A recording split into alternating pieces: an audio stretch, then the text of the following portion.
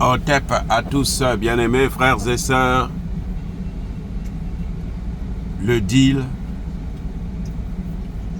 États-Unis, RDC s'accomplit. Le deal États-Unis, RDC est sur le point d'être finalisé. Tout ce qui reste à faire, ce sont des détails. Mais en fait, le deal est trouvé. Et d'ailleurs, actuellement aux États-Unis, on commence déjà à mobiliser les fonds. Bon, il y a un problème qui se pose. Depuis que cette affaire a commencé, on trouve des opposants. C'est-à-dire des gens qui acclamaient hier Kagame, Kabila, Katumbi et tout le reste, toute la clique qui s'enrichissait sur le dos des Congolais, qui s'enrichissait sur le sang des Congolais. Maintenant, ils se plaignent.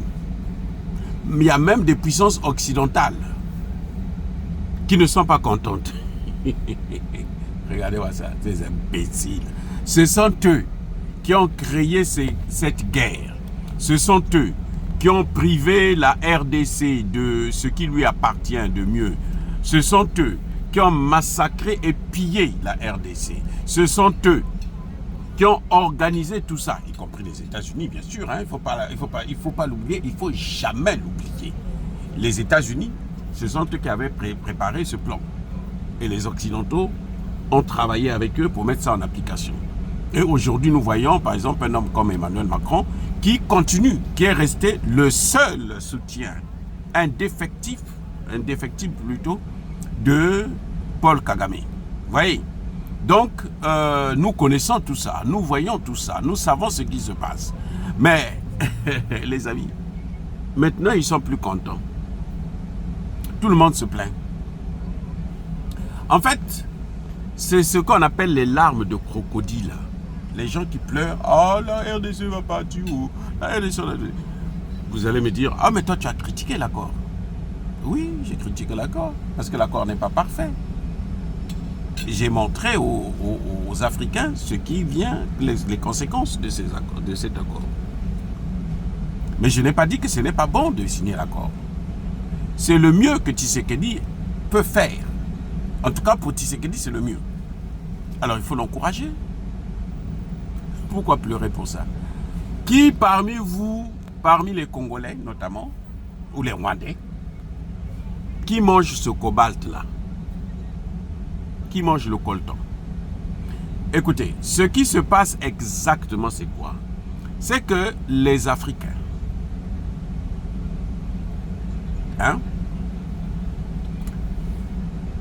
plutôt, Tshisekedi, ce qu'il a fait, c'est très simple.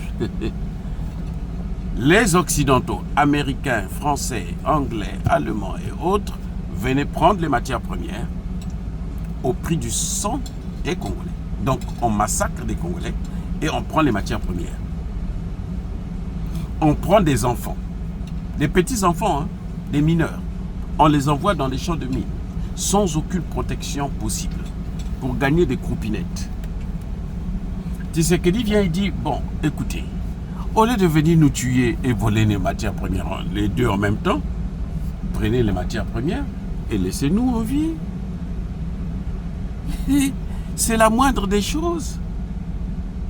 Au moins ça, déjà, c'est un début du commencement de la solution du problème de la RDC. Tshisekedi, il lui reste 3-4 ans. Quand il s'en va, celui qui viendra, s'il est sérieux, ben, il va améliorer, il va faire mieux. Mais en tout cas, Tshisekedi arrête l'hémorragie. C'est comme une plaie, hein, qui est en train de saigner à gogo. Et puis il y a un qui vient qui dit, bon, le sang ne doit plus couler. Après maintenant, on voit comment on peut maintenant traiter la plaie. C'est ce qui est en train de se passer avec Tshisekedi. Tshisekedi dit aux Américains, oh, vous êtes là, vous venez vous piller nos matières premières. Nous savons que vous pillez nos matières premières. Mais vous nous massacrez aussi. S'il vous plaît, venez piller, mais ne nous massacrez plus. Pour en arriver là, il ne faut pas passer par Kagame. Il faut venir directement. Venez directement chez nous. Parce que la vie d'un Congolais vaut mieux que toutes ces ressources naturelles que le Congo n'utilise même pas. Nous n'avons aucune usine, nous n'avons rien. Les Chinois viennent avec les accords signés par Kabila et Kagame. Bon, vous savez très bien, ils viennent, ils pillent seulement. Et puis ils aident Kagame encore à nous massacrer.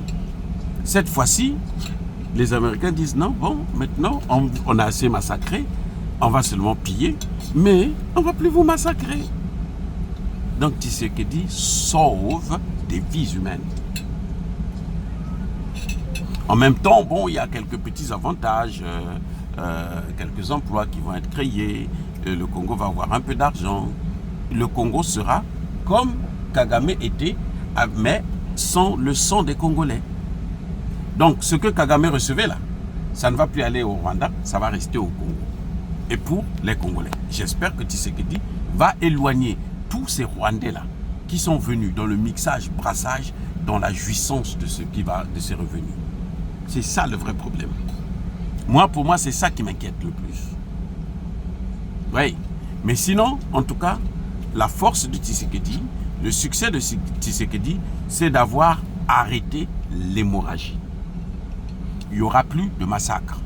Parce qu'au lieu de passer par le Rwanda, qui est obligé de massacrer pour prendre ce qui lui, par le vol, ce qui ne lui appartient pas, eh bien, ils viennent prendre ça directement chez les Congolais. Et puis, bon, maintenant, de temps en temps, les Congolais sérieux vont commencer à...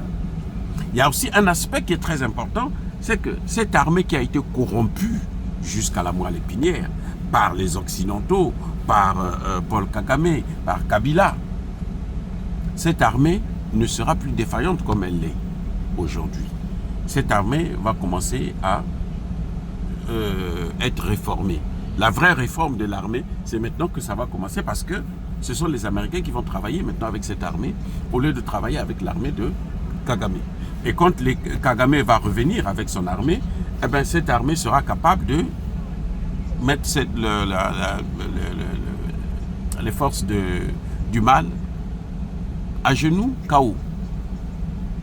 Voilà. Donc, quand vous voyez les Occidentaux, hein, certains parmi nous, se plaindre parce que les accords, soi-disant, le Congo, Tshisekedi a vendu le Congo, non?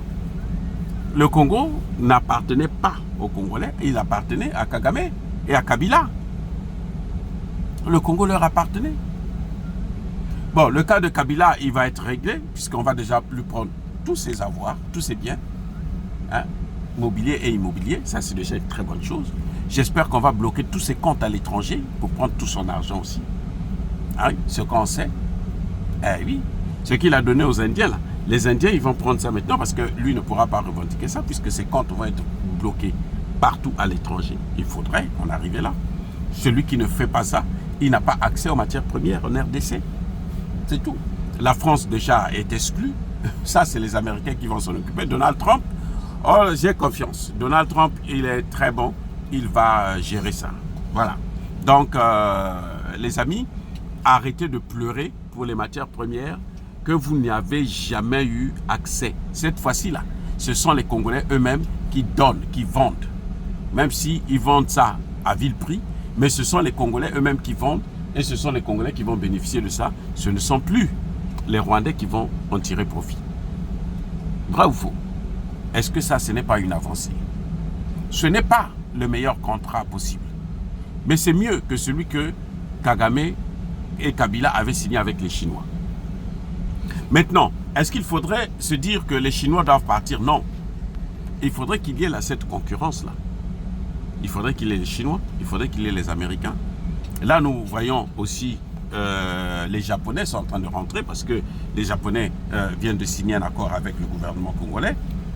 Et j'espère que cette fois-ci, Tshisekedi n'hésitera pas de faire venir aussi les Russes. Parce que dans le nucléaire, puisqu'il faut en arriver jusque-là, c'est les Russes qui sont les meilleurs. Même les Américains sollicitent les Russes dans ce domaine-là. Et les Américains, vous savez quoi? Les armes qu'ils vous donnent là, ils gardent toujours la clé. À tout moment. Et ils peuvent décider, bon, nous, vous n'allez plus utiliser ce qui nous appartient. Ce que vous avez acheté, même pas ce qui vous appartient, parce que vous avez acheté, ça vous appartient maintenant. C'est ce qu'ils viennent de faire à Kagame. Ils ont seulement arrêté les boulons. Kagame n'a plus d'informations. Donc ils ont fermé les yeux. Kagame devient blind. Ouais, il devient aveugle. Il ne peut plus rien voir, il ne peut plus rien sentir, il ne peut plus rien entendre. C'est ça le problème avec comment vous les appelez, les Américains. Mais dans le domaine militaire, aujourd'hui, de toutes les façons, les Russes et les Chinois sont en train de prendre l'avance.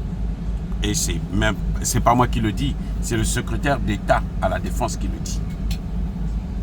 Voilà. Donc, je crois que Tshisekedi, de ce côté, a fait un bon deal. Parce qu'au moins, ce qui est le plus important, la vie des Congolais ne sera plus exposée, massacrée, torturée, écrasée, lapidée par un voyou, un criminel, un génocidaire comme Paul Kagame. C'est ça le grand avantage. Maintenant, les puissances africaines, se plaît, les chefs d'État africains, surtout autour de la RDC, là, les chefs d'État africains qui se plaignent là, c'est les plus idiots. Les chefs d'État africains qui pensent que non, il ne faut pas signer ces accords, c'est les plus idiots. Oui. Tous les chefs d'État autour de l'Afrique, même les chefs d'État africains en général, parce que l'Afrique n'a pas pris ses responsabilités. C'est pour ça que Tshisekedi en est arrivé là. Tshisekedi a été abandonné, il a été seul, avec peut-être, il faut dire, le Burundi. Sinon, tous les pays africains, ils ont tous échoué. Ils ont cru que Kagame était trop bon, trop fort, parce que Kagame était justement avec les mêmes Occidentaux. Eh bien, Tshisekedi est allé voir les mêmes Occidentaux. Et maintenant, ils sont cloués. Ce sont eux les grands perdants. Ce n'est pas le Congo. Le Congo, au contraire, sauve la vie des Congolais. Alors que eux, ils ont exposé la vie des Congolais.